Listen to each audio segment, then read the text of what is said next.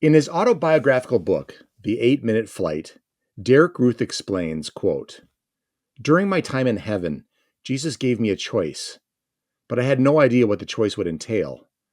I believed I would come back to earth and continue living like I had been for the first 12 years of my life. I had no idea the trials and tribulations I would face in order to regain my life, and it has not been easy. But I would make the same choice. I would choose this life." Close quote. Derek Ruth, with the help of his father Royce and his mother Jennifer, discussing his book, The 8-Minute Flight, now.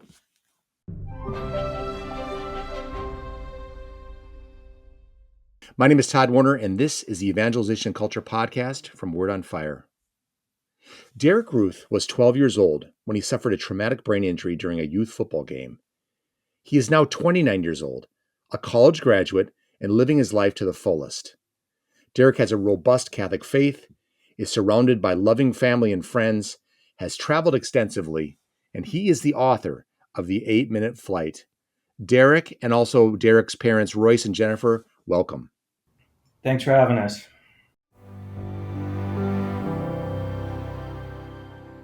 Segment 1, My Hair Hurts.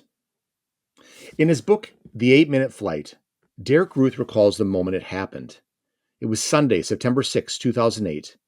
Derek was 12 years old and playing football.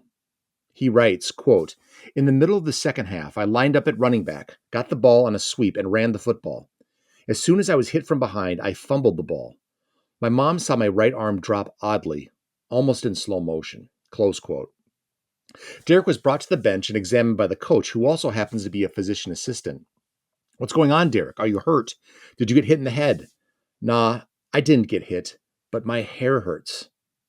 Moments later, Derek Ruth stood up and screamed, "My head," pulled off his helmet, and collapsed into his coach's arms. So Derek, and again, I know we're going to be helped with your father Royce and your mom Jennifer in answering your questions, which you've answered for us. I know I'm leading in with a seismic moment in your life story, but let's take a step back and ask fundamentally, who was Derek Ruth at this 12-year-old moment in your life? And especially tell us about Derek Ruth, the athlete. Me, myself, at the moment in my life was a very gifted human being in every aspect of life, especially in athletics. My life seemed to revolve around athletics, and I thrived on having success. So when reading this book, I'll say it's an incredible. I read about you as a 12-year-old, 11-year-old, 10-year-old, how much sports played an incredible role in your life, and it's extraordinary, the amount of dedication you put into practices, into working on technique, on strengthening yourself. I mean, you had a very very singularly engaged and disciplined style of athletics at such a young age, which is very impressive. We're going to talk more about that, but I want you also tell us about your family and about your Catholic upbringing. I am the oldest of five boys. From a very young age, my parents and grandparents taught me the importance of the Catholic faith. I attended Mass with them every Sunday, and I was filled with great amazement of the beauty of the Catholic religion. In the year 2004, at the age of 8, I had my first confession to take away all my sins so I could receive Jesus in the Eucharist. In late March, when I had my first communion, the day of my first communion was a monumental day for me. It was monumental because I was now in communion with the church. My love and curiosity kept growing more and more for the Catholic faith. And after I was confirmed in the spring of 2007, I began to pray the Holy Rosary daily. Now, I want to, Derek, if you don't mind, I'm going to ask your dad and your mom to kind of weigh in on this. Royce and Jennifer, tell us a little bit about what you saw in Derek in terms of his faith as you raised him as a Catholic.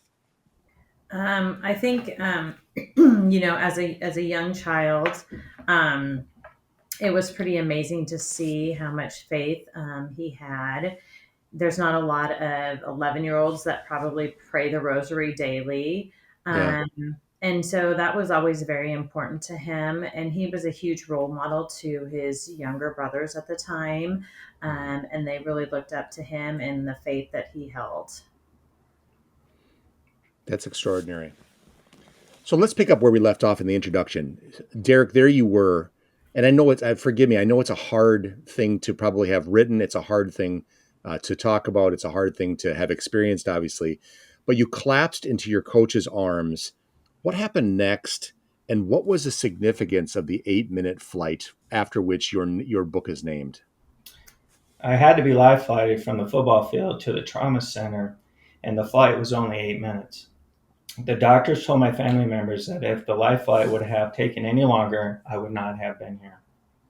In the 8-minute flight, you write, quote, during the 3 or 4 hours I was in surgery, none of us remember exactly how long that first operation lasted, as time had lost all context. Many of the 50-some people in the hospital waiting room prayed. 4 or 5 priests were there to support my family. But I had left the hospital. I was with Jesus in heaven.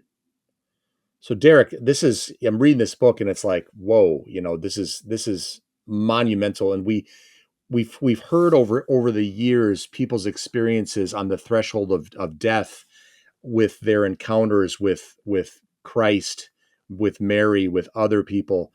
I want to, before we get into that particular encounter, tell us who Jesus was to you up to this point in your young life.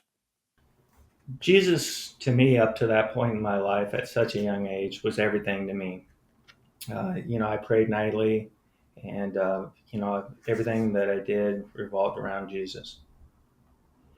So when you had this first experience with Christ, and this is again a profoundly personal thing to ask, but you go into it in your book a little bit. What did you see, and how did you feel? My first initial experience with Christ was on September 6, 2008, the day of the tragedy on the football field. During my first brain surgery, when everything seemed uncertain, I was actually up in heaven, standing face to face with Jesus. When I was standing in front of Jesus, my own personal body was glorified and I felt absolutely perfect. I did not see any of the saints in heaven. I only saw Jesus during my time in heaven. I could not give you a definite answer on how long I was in heaven, because in heaven, time does not matter because you are with Jesus. All of your personal anxieties and worries fade away. You just feel at peace. That moment I had with Jesus in heaven is something I think about every day. So Derek, when you look back on that day that this happened and you experienced the presence of Jesus, is it as vivid today as it was when it first happened?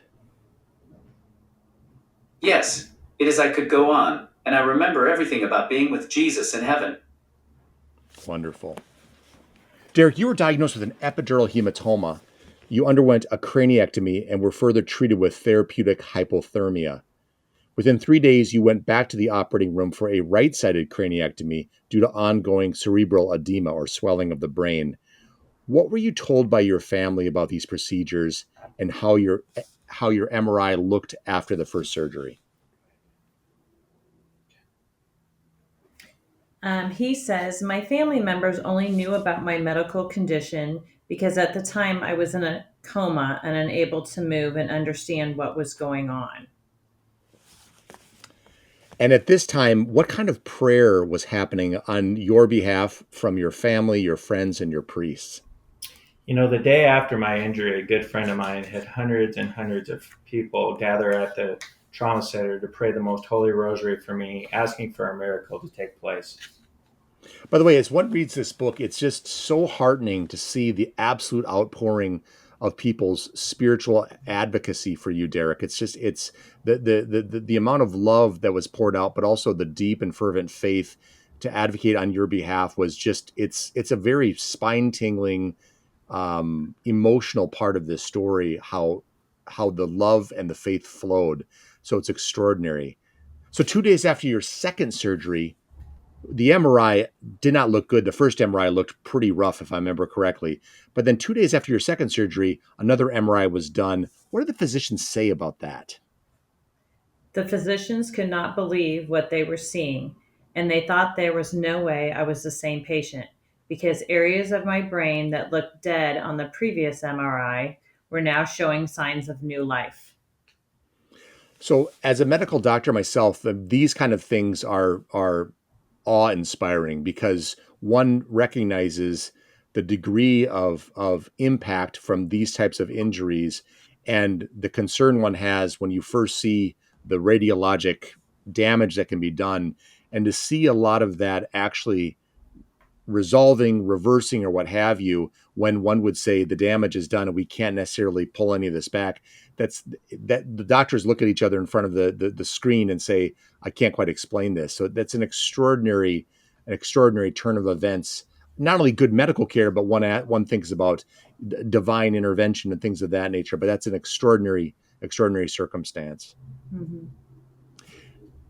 Before we go to our next segment, Jennifer and Royce, again, tell us about your experiences when this is all going on. This is a parent's worst nightmare. How did faith buoy you when your son is under anesthesia? He's coming out, and then a couple of days later going back into the OR. MRIs are being reported to you. Labs are coming in. What are you experiencing at these moments, and how did faith help you get through it? I think faith is the only thing that did get us through it. I think if you don't have faith at that moment, I think it would have been impossible to go on. We were just trying to focus on getting through the next minute. And then once you made that, the next minute after that, it was really hard not to look too far ahead. And there's a lot of things going on. Doctors are telling you different information all of the time. And so the only thing that we could do, we felt really helpless. The only thing you can do is pray. And so that is what we did. That is what the rest of our family did, the rest of our friends. We just try to just support him in prayer. And I think that was the only thing that we could do. And that was the only thing we knew what to do. Incredible. And it sounds like you guys are very close with a number of people, priests within your community and so on. I imagine that they were indispensable in this entire trial. Is that fair to say? Yes, definitely. Right away, when he was in his first surgery, I think we had 4, 5, 6 priests there within the first hour. So it felt like that everyone that came brought a priest with them to help start praying. So wow. We had tons of support from priests, and it started initially, and then it did carry on all the way to Derek's inpatient therapy. It's continued to this day. Derek has a lot of priests that he's very close to and that pray for him daily. One last question I want to ask you as parents, because I'm a parent of a senior in high school and a sophomore in high school right now. What would you say to people out there who are Catholic? They go to mass and so on. Maybe they aren't as engaged in their faith as you guys are as a family, but they hit this sudden trial and tragedy. What would you say about advice you'd give to them about prayer and about tapping into the resources of the priest, of the parish community, and so on? What advice would you give based on your experiences? I think the best advice would be to definitely lean on your parish, lean on your priests. We had people notify them immediately, and so they were, like I said, they were there right away to offer support. I think you don't really know. I guess it's hard to give advice. Things are happening so fast, and Yeah. everybody, reacts differently in the situation. And I think you just go back to your roots, which is, all you do is know to pray, and you start praying for a miracle right away. And so we just basically recruited everybody that we knew, and they all helped, form a prayer circle around him. So I don't know if I could give, great advice to anybody. And like I said, I think you just do it, and it feels like you put yourself in autopilot. And so I think that's what we knew what to do. And that was the only thing that we could do at the time. Otherwise you feel pretty helpless. Yeah. Yeah. Thank you.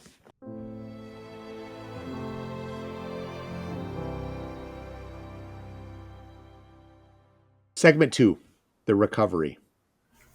In the 8-minute flight, Derek Ruth explains, quote, As I stabilized, my family faced big decisions.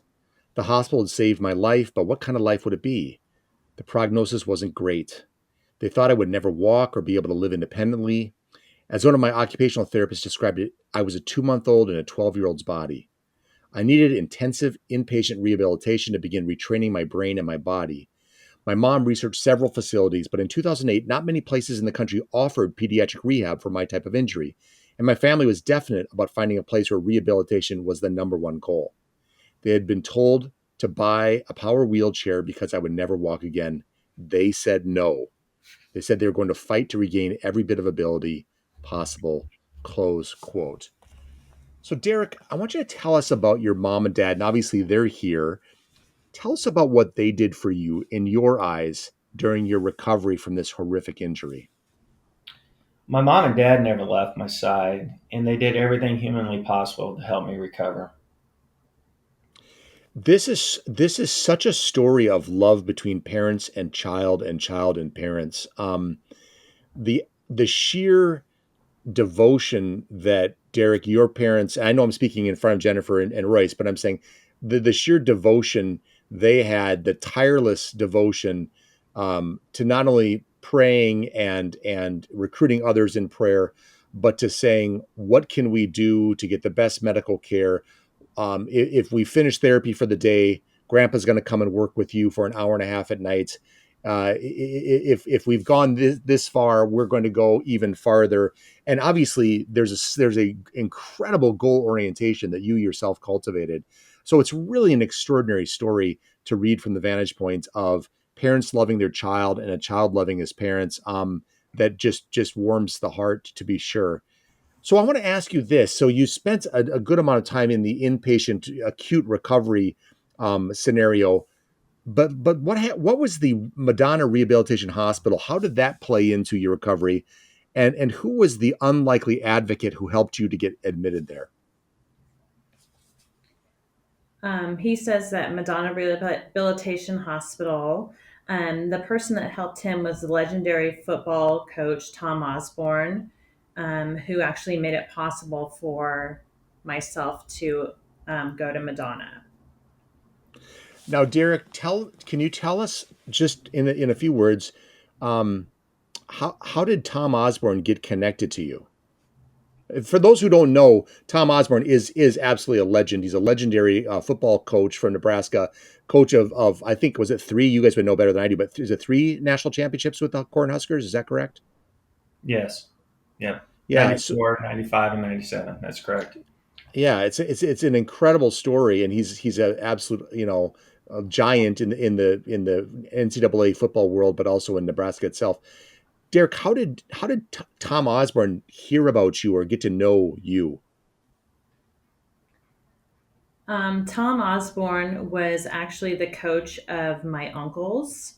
I had four uncles that played at the University of Nebraska in Lincoln. They played football there, and he was the head football coach when they were playing. And so that's how I got associated with Tom Osborne. That's incredible. And I understand that you were the first person who had a tracheostomy, which is kind of this temporary airway through the throat because you can't be intubated for too long. You just need to have access through that after a certain number of weeks. So you had a tracheostomy, and they had never accepted a patient into this rehab facility with a tracheostomy until you were a trailblazer on many fronts, and that was another one of them. And Tom Osborne helped to kind of facilitate that, if I'm not mistaken. Is that correct? Yes, that is correct. He would have been the first pediatric patient with a trach. Yes. Very good. Yes.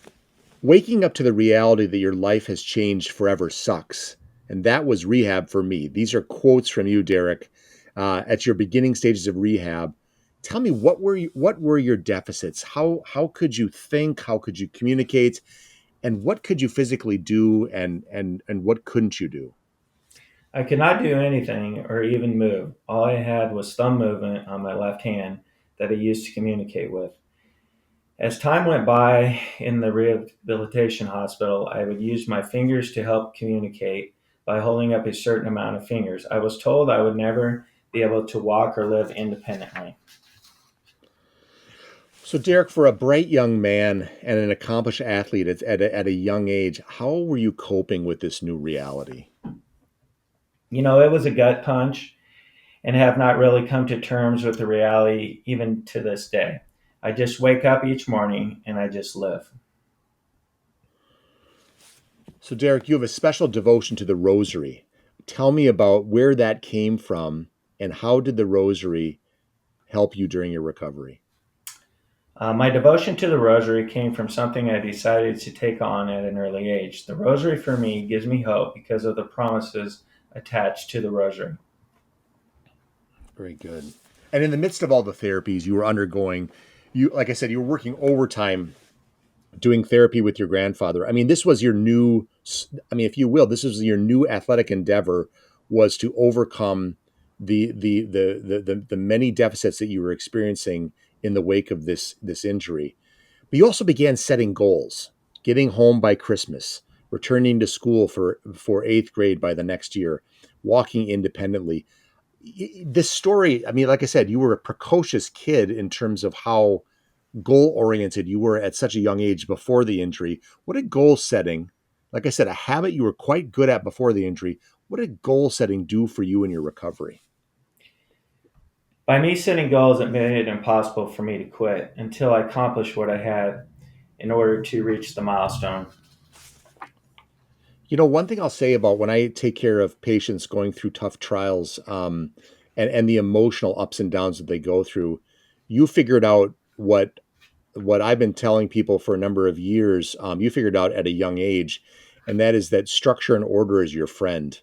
That basically, setting standards, striving for something, yes, reflecting about the past, but aiming towards the future and being present in the here and now, all are helped by having an orderly process by which you continue to grow.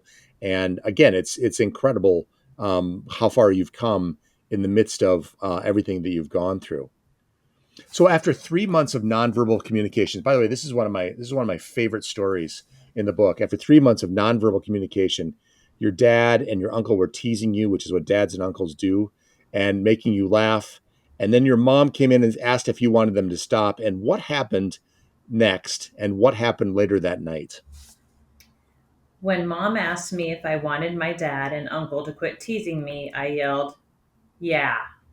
And immediately all of my family members burst into tears because that was my first word in 3 months.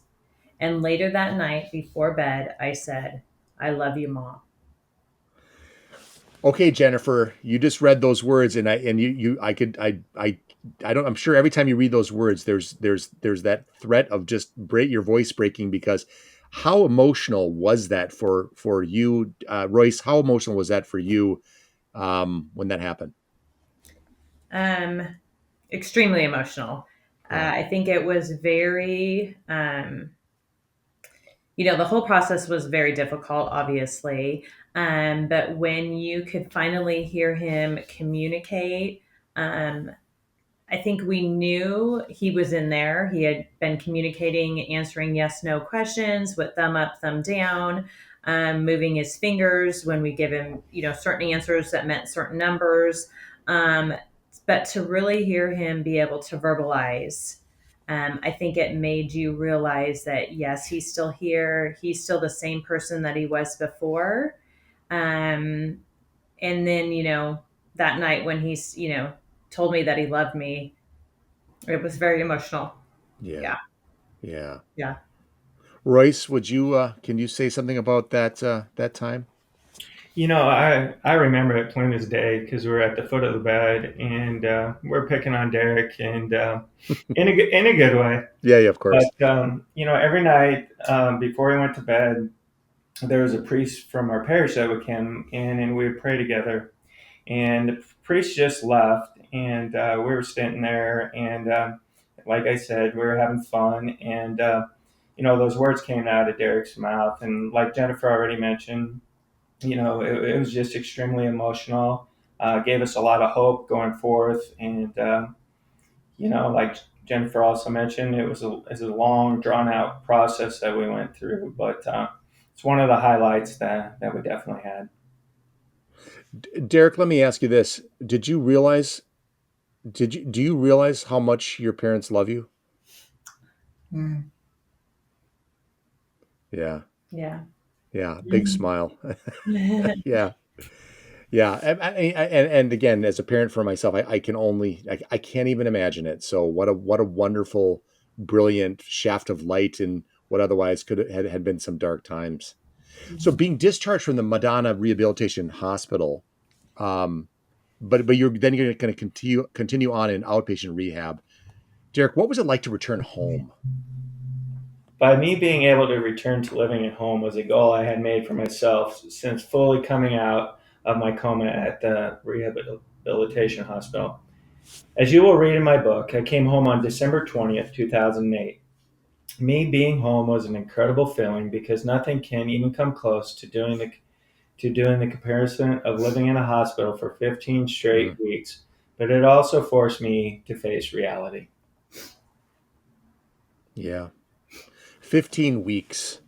Most people don't understand what it's like to be, in any one place for 15 weeks. And I know that the people that were at the Madonna Rehabilitation Hospital, the staff there, um, even some of the rooms became, um, they became an alternative home for a time. Um, I remember, if I'm not mistaken, there was a stained glass window that particularly moved you. Could you say a word or two about that, Derek, in the Madonna Rehabilitation Hospital?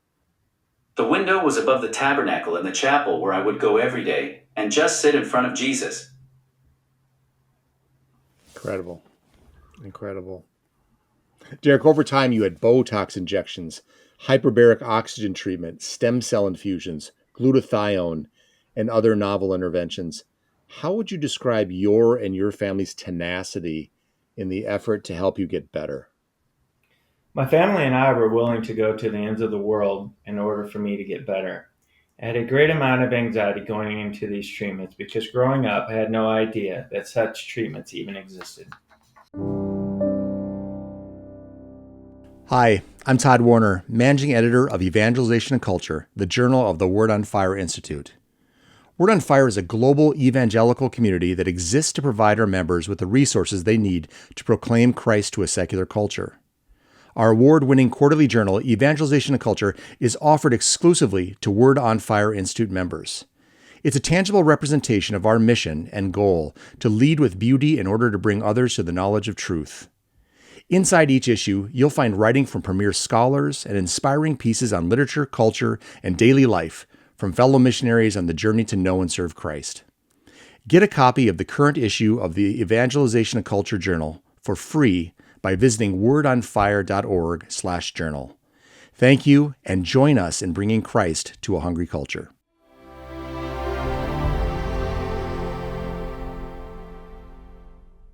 Segment 3. The Faith That Sustains. From his play Agamemnon, Aeschylus writes, quote, "From suffering comes learning, and in our sleep, at least, pain of unforgettable suffering falls drop by drop upon the heart, and wisdom comes to us against our will. Perhaps the favor of the gods sitting on their sacred throne comes about through force." Close quote. And in The Diary of a Country Priest, which is one of my favorite books, French Catholic novelist Georges Bernanot writes, quote, "The first realization of misery is fierce indeed. It is a thing most people know so little about or forget because it would frighten them too much. And yet I feel that such distress that has forgotten even its name, that has ceased to reason or to hope, that lays its tortured head at random, will awaken one day on the shoulder of Christ." Close quote. So, Derek, since you had this terrible accident, you've deepened your prayer life, you've richly partaken in the sacraments, you've immersed yourself in adoration, you've taken pilgrimages to Rome, Lourdes, and the Holy Land. Has your faith ever been shaken by your experience? My faith has never been shaken, but it has only gotten stronger through everything that I have personally encountered. So many people, Job-like, struggle with the why behind their suffering. Have you? And if you have or have not, why or why not? Yes, of course, I have. Asked Jesus, why me? And what did I do in order to be treated like this? I've learned that you just have to keep on going and strive to make things happen. We talked earlier in our conversation about that interaction and engagement with Christ in that moment of decision when you were in the operating room.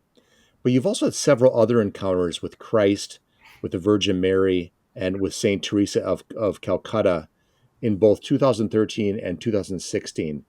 Would you mind telling us a little bit about them?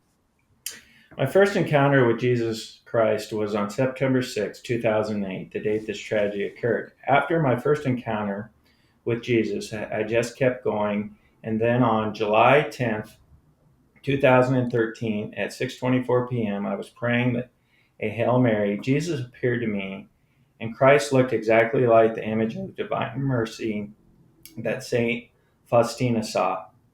Mother Teresa appeared to me on January 6, 2015, at 3 a.m. I was in my bedroom sleeping. Mother Teresa was directly in front of me.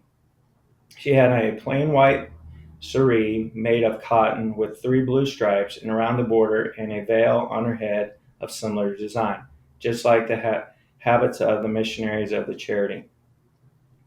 Mother Teresa appeared to me a second time on February 1st, 2016 at 10:38 p.m. This time Mother Teresa appeared to me as I was awake, but I had my eyes closed when she appeared. Jesus appeared again for the third time on Thursday, March 24th, 2016. That night was Holy Thursday, and I went to Mass of the Lord's Supper. The following day, March 25th, 2016, Good Friday, I went to the Stations of Cross at 3 p.m., the hour of mercy when Jesus died on the cross. Then I went to the celebration of the Lord's Passion at 7 p.m. After the celebration of Lord's Passion, I went home and was with my family till around 10:30. I went up to my room to go to bed. A little after 11, I got up on my knees and prayed the rosary for the second time that day. At 11:20, I was on the fifth decade of the Sorrowful Mysteries, which is the crucifixion and death of our Lord, and the fifth Hail Mary when Jesus appeared to me.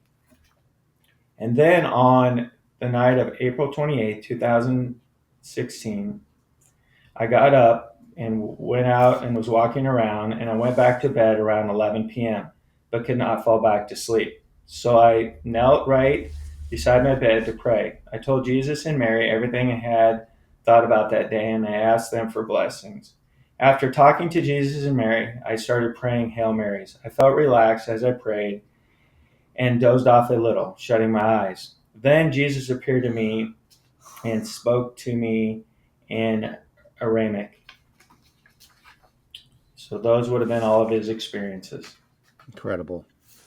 Derek, just asking you off the cuff, how have all these encounters impacted your faith life? They have made me realize that Jesus, Mary, and the saints are always present interceding for us. It's incredible. It's amazing that in people's daily lives, as you know, everybody gets kind of distracted, and they find themselves focusing on the efficiency of what they need to get done, and we can forget that God is present. We can forget that the saints are interceding for us, and we rely on our own resources. And I think that there's a risk that we can go to dark places when that happens. Jennifer and Royce, what your parents of this extraordinary young man? What were your reactions when when you were told by him, I've had these encounters with Christ, with the Virgin Mary, with Mother Teresa. What was how did you react? I think we always knew that he was very faithful and, had a lot of gifts as far as his faith went. But it was still very unbelievable to hear his story and everything that had happened to him. And it made you wonder, like, why he was chosen, Yeah. or what is God, what is Mary, what are they trying to teach us through him? Mm, I think. And so, as a parent, I think it's very humbling. for you to realize that your child is this strong in his faith. Royce, how about you? What was your sense? When Derek first told me, it didn't surprise me because of like what Jennifer mentioned, because his prayer life was always so important to him, and still to this day it is. But it was completely amazing, some of the things and the details that he told me. Like I tell a lot of people, I've learned so much about my faith and how to become a better person from Derek. Derek's taught me a lot. I always mention that I've learned more from Derek than he's probably learned from me in life. Well, yeah, Derek, you're pretty. I mean, reading your writing and knowing what you've gone through, I think you have a lot to teach a lot of people. So, if your dad and mom are among them, that's fantastic. That's just great. In 2014, Derek, you graduated from Malcolm High School. Again, one of your goals. In 2019, you graduated from the University of Nebraska Lincoln with a degree in sociology, which is no small feat. What was it like for you to achieve those goals from the vantage point of someone who'd been through all that you had been through? I always knew that I would graduate from high school and then go on to be a college graduate. Those things had been goals of mine ever since I was a little kid. My advice for anyone going through some type of uncertainty is just keep going and let yourself determine your destiny. Derek, I'm wondering, in writing this book, have you had people reach out to you?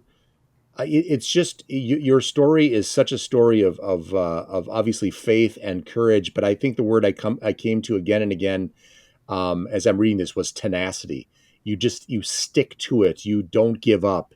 You push and you push and you push, and in so doing, through the trials you've gone through and the tribulations you've had, you succeed time and time again.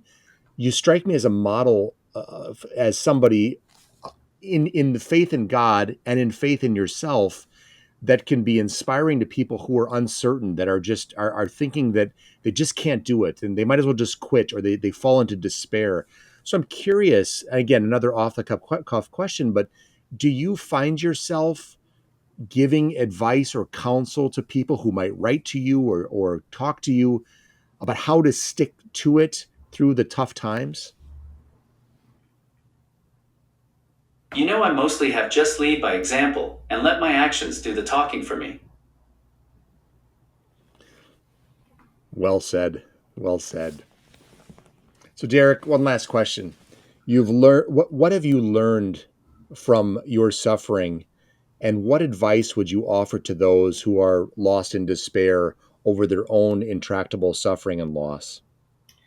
I've learned many things from suffering, but I will just leave you with the two main things that I've learned. First, suffering is real and there is no way around it. Suffering is part of the human nature for some, and the magnitude of suffering is undetermined. It is just flat out brutal.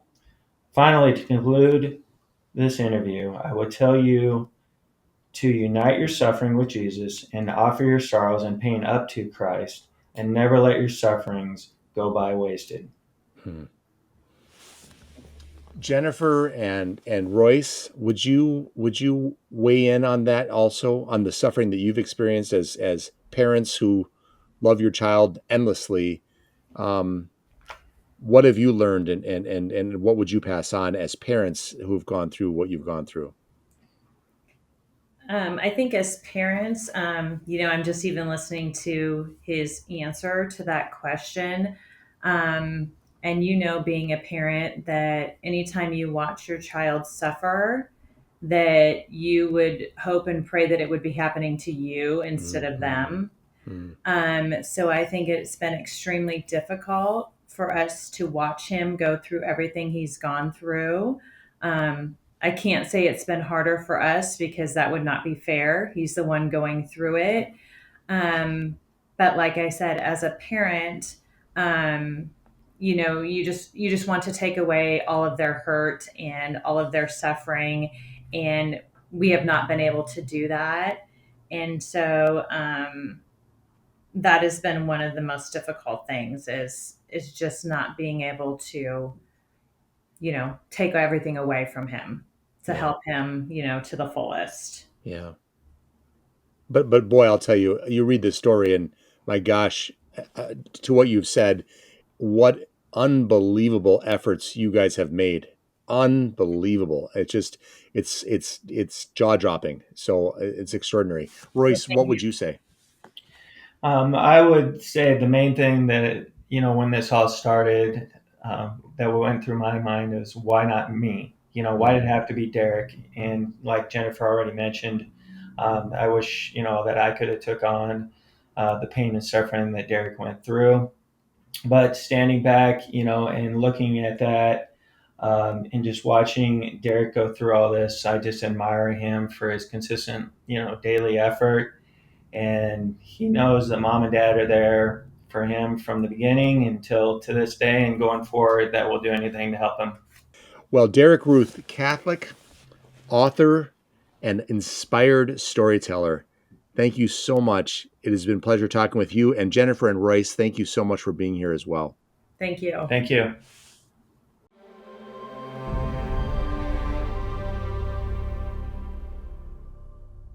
So I've been thinking, in any case, you mustn't confuse a single failure with a final defeat. These words spilled from the mouth of Dr. Diver to his patient afflicted with a horrific nervous eczema in F. Scott Fitzgerald's mesmerizing novel, Tender as the Night. In any case, you mustn't confuse a single failure with a final defeat. And yet these words could just as well have been spoken to Derek Ruth. Many people have days that forever change their lives. The day of a wedding, the day of a child's birth, the day of an acceptance to a job or a school. Derek's most memorable day was a day of great tragedy. And yet, notwithstanding the epidural hematoma from a traumatic football injury, the 2 craniotomy surgeries, the months of intense inpatient rehab, and the years of ongoing outpatient rehab, Derek and his family never quit. As Winston Churchill's dear friend Lord Birkenhead once quipped, "I'm a man of simple tastes. I am quite easily satisfied with the best of everything." The Ruth family would settle for nothing less than the best rehab facility, the best program, the best expectation for the best of children. There are no small numbers of quotes that apply to Derek's approach to his recovery from this terrible injury. The Japanese proverb, "Fall 7 times, stand up 8," or the loosely attributed Winston Churchill quote, "If you're going through hell, keep going," or even Theodore Roosevelt's rousing speech, "It is not the critic who counts, not the man who points out how the strong man stumbles or where the doer of deeds could have done them better. The credit belongs to the man who's actually in the arena, whose face is marred by dust and sweat and blood." Because in the face of inevitable setbacks and frustrations, depression and despondency, Derek refused to quit. He refused to be anything but tenacious. He never allowed his problems to defeat him, but only to accompany him to greater and greater heights. From the brokenness of his body emerged the vibrancy of his spirit. In any case, you mustn't confuse a single failure with a final defeat. F. Scott Fitzgerald may have written it, but Derek Ruth lived it. And one last thing. Be sure to read Derek Ruth's memoir, The 8-Minute Flight, but also be sure to watch 2 outstanding comeback movies, namely Rudy, about the tenacious drive of an undersized but overcommitted kid intent on playing Notre Dame football, and Rocky, about the Italian stallion underdog boxer determined to rise from rough roots to soaring success through the gritty world of boxing. Everybody loves an underdog. Everybody loves a comeback. And remember, you never know if your life will demand that you too will be a comeback kid. Thank you once again for joining me on the Evangelization Culture Podcast. I'm Todd Warner, and until we meet again, keep bringing Christ to a hungry culture.